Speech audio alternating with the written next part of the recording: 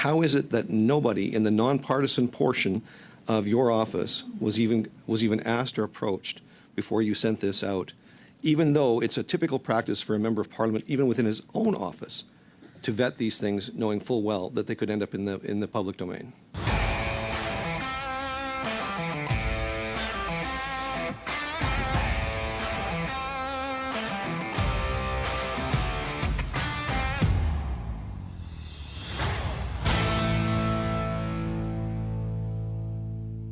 Welcome back to Northern Perspective, everyone. I'm Cypher. And I'm Fox.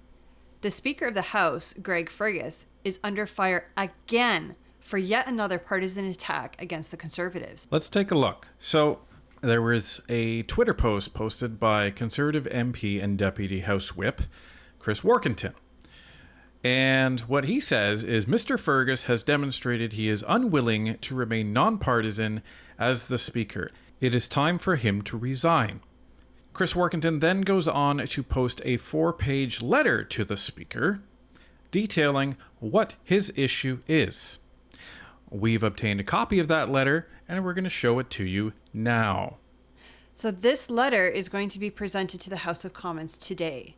Dear Mr. Speaker, you have proven yet again that you are not suited to be the Speaker of the House of Commons. It has come to light that the Liberal Party of Canada is advertising a, quote, summer event with the Honourable Greg Fergus, end quote, scheduled to be held on the evening of June 4th in the shadow of Parliament Hill. The promotional material for this event, a copy of which I have attached, uses very partisan, inflammatory language concerning the Conservative Party and the leader of the official opposition.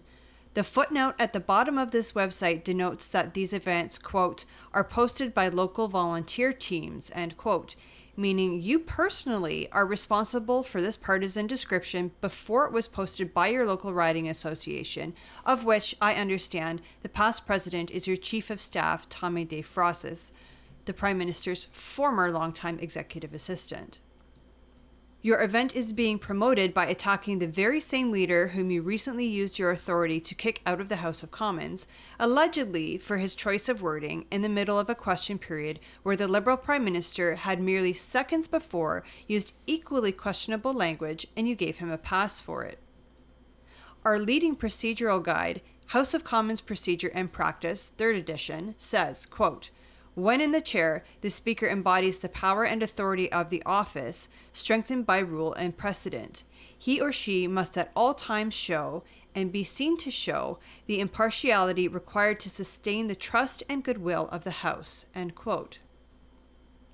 When you were elected Speaker, your extensive partisan history, from being President of the Young Liberals to National Director of the Liberal Party to Parliamentary Secretary to the Prime Minister, among other offices, gave many members of the House pause about lending you their trust and goodwill. Regrettably, your subsequent actions have done nothing to dispel these concerns.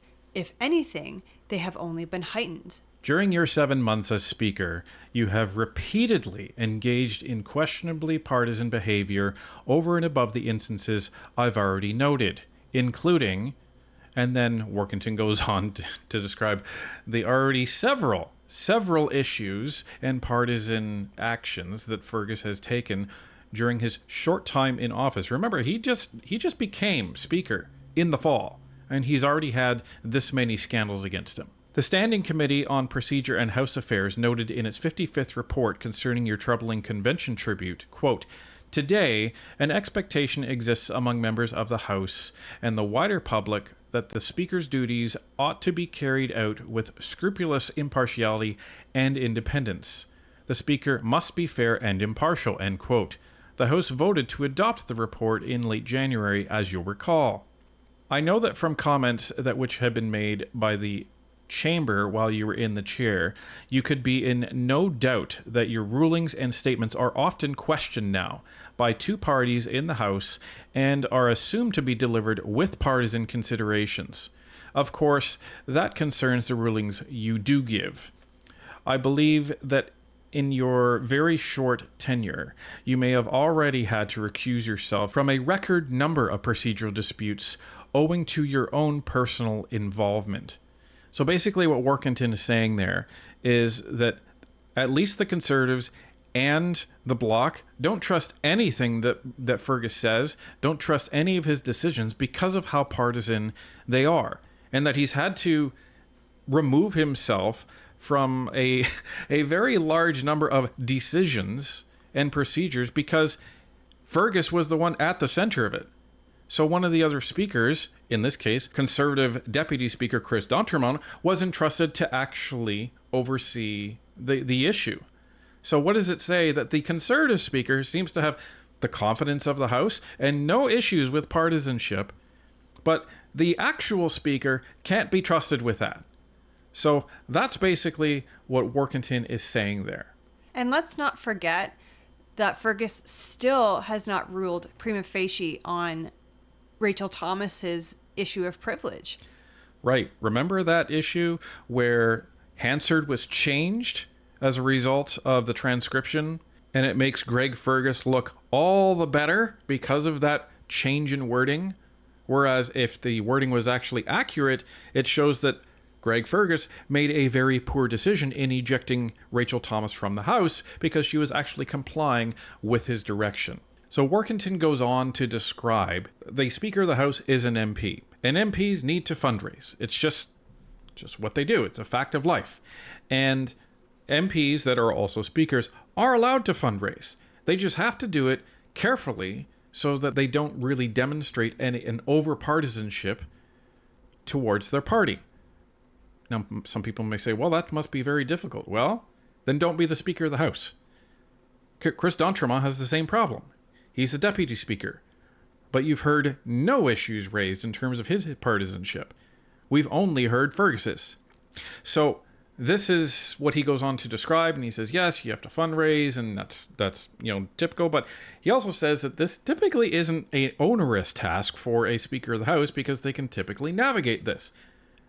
But usually the Speaker of the House has been engaged in normally nonpartisan types of roles, like chairs of committee, or they've been a deputy speaker for a while, kind of training in these jobs in order to be Speaker of the House one day by demonstrating their nonpartisanship. But not Fergus, as Fox has already highlighted. But let's continue. Your event appears more akin to a partisan political rally than anything else. A speaker cannot credibly claim to be objectively policing debate in the House of Commons by day while holding partisan attack rallies against the leader of the official opposition by night.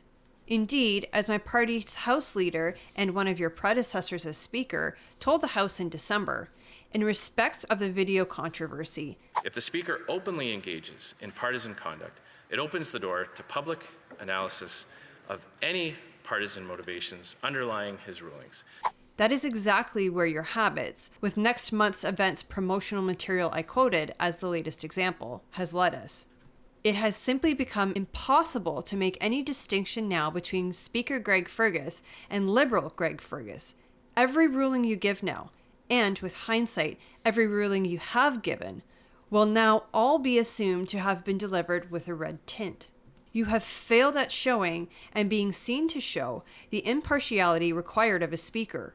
In turn, you can no longer count the trust and goodwill of members from all corners of the House.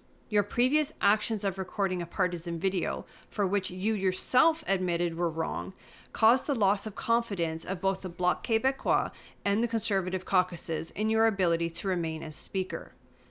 The new Democratic Party House leader said, following the report from the Procedure and House Affairs Committee into your previous actions, quote, "This cannot happen moving forward.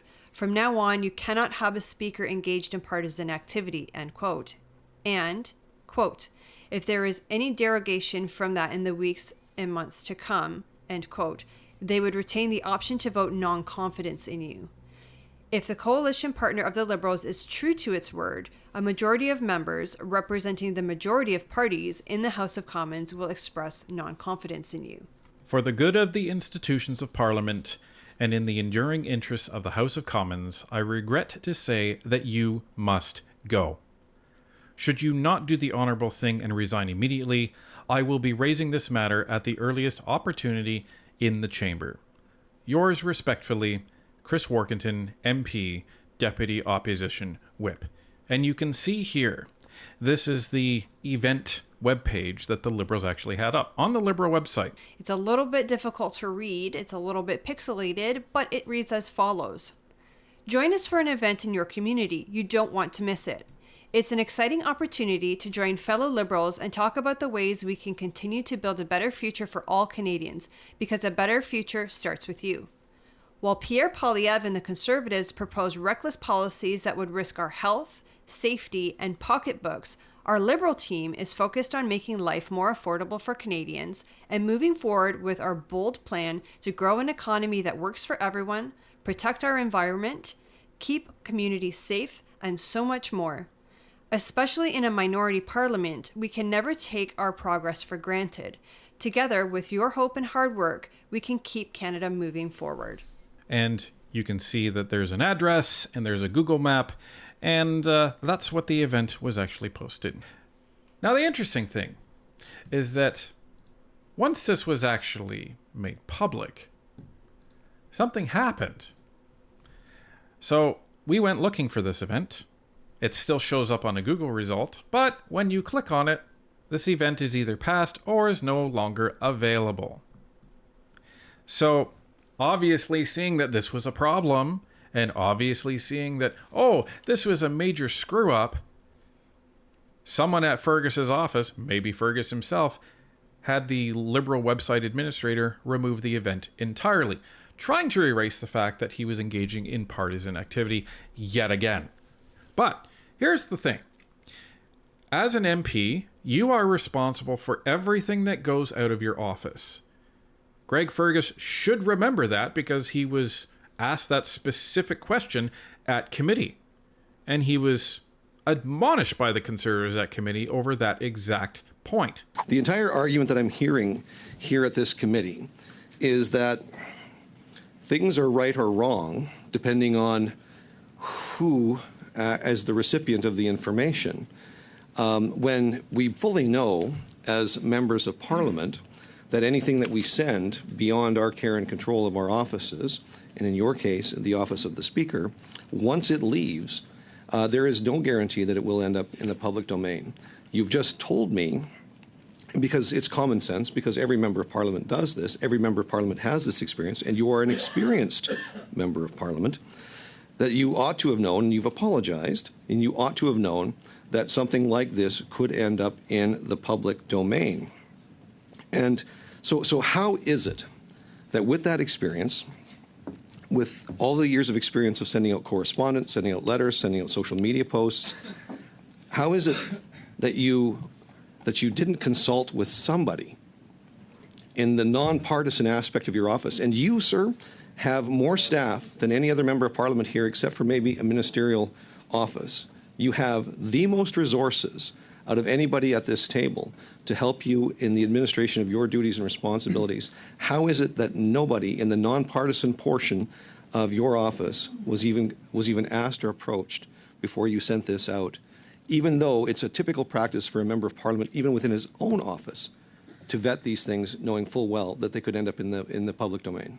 You can't even use the fact that he's a new MP because he's not. He's been in that position for a while. And you can't use the fact that he's not experienced with Parliament because he's been around Parliament for over a decade. He can't say he didn't know any better in regards to being partisan as the Speaker because he's been in trouble for this kind of language as Speaker before. Right. 3 times. 3 times. And called to committee and questioned over it. So what we were told is, oh, well, you know, there's going to be new processes in place and all of this stuff. Okay, well, it obviously isn't helping. And here's the thing. Processes do not dictate your mentality when you are approaching decisions. And it's clear that every single decision that this guy makes is one from the aspect of being a liberal, not from the aspect of being fair. Because he doesn't have the training. I mean, as we've said before, he's never been a chair of a committee. He's never been deputy speaker or assistant deputy speaker. These are all training tools that an individual goes through if they want to aspire to be speaker. Greg Fergus never went through any of that. He went from very partisan liberal to supposedly impartial speaker of the House. He didn't get that training along the way. Never mind the fact that he's been convicted of an ethics violation along the way as well. So, Greg, your time's up. It's over.